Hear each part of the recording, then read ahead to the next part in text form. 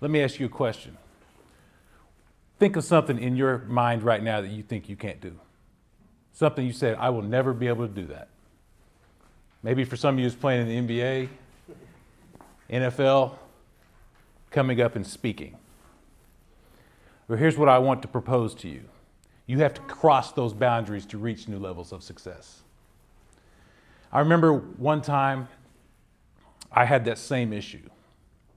And my family loves Disney. I think a lot of people recognize how great Disney is, but we really love it. My wife has tattoos on her of Mickey Mouse. I have no tattoos. We renewed our vows at Disney World. We go there every year. And I just love going to see, the kids, how they interact with each other, how they interact with everything around them. So I always go on the website and I'm always looking for things to do. There's the Flower and Garden Festival, the Food and Wine Festival. There's always special events. And I was looking on there one time, a few years back. And there was a Run Disney marathon. And I said, well, I'll never do that. Not possible. I'm thinking 300 pounds, ex-offensive lineman. We run 5 yards. We don't run 26 miles. Ever. So I let it go. A couple years went by. And my wife was really struggling with weight. And she just kind of threw up her hands, was like, you know what, I'm going to start running. I got to get the weight off. And I was like, okay, go right ahead. So she starts getting up in the mornings and going out, running in the dark in the neighborhood. I didn't like that. Freaked me out, let me tell you.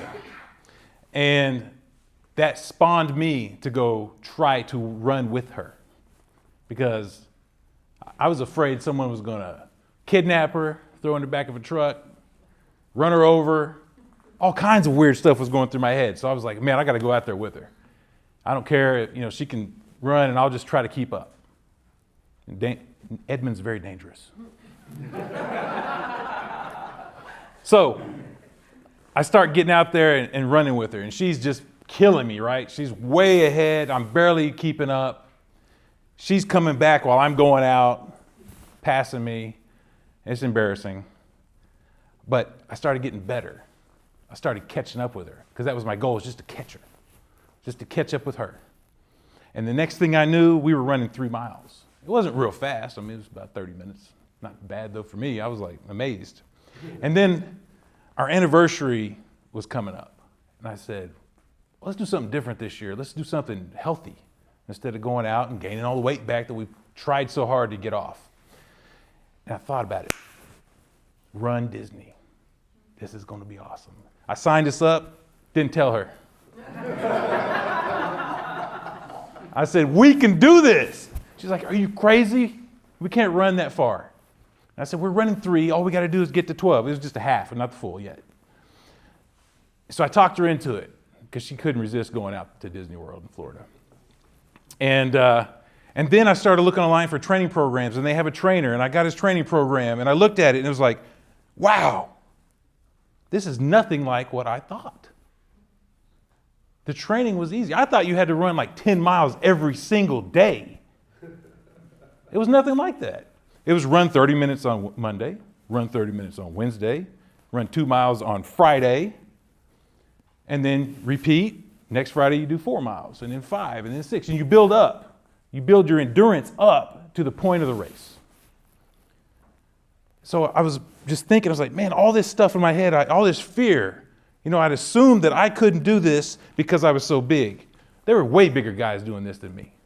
Then I assumed that the training was going to be too hard, take up too much time. It did take up a lot of time because towards the end we were out there hours on days like this. But in the end, I had to cross those boundaries, the boundaries I had built in my own head. And so we got out there and we started running. And it was tough. By mile, 8, I wish I was dead.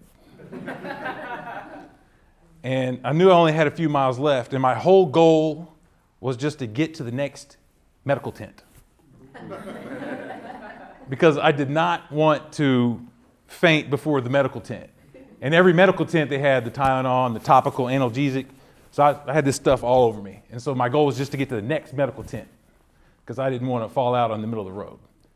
But by the time we hit that like mile 11, mile 12, right close to the end, and I was struggling. My feet could barely pick them up. Me and my wife were together. We finished in together. And then I started hearing music and beautiful voices. And I come around the corner, and there was a full mass choir singing. I thought I had actually died. But it was beautiful. And we crossed the finish line together, and we got the medal. And I knew at that point, I was like, man, I already knew that we build these fears up in us, but I had forgotten the rule. We have to cross the old boundaries we build in our mind to get to the next level of success. So think about what's in your head right now that you think you can't do. Get those boundaries out, cross them, and achieve your next level of success.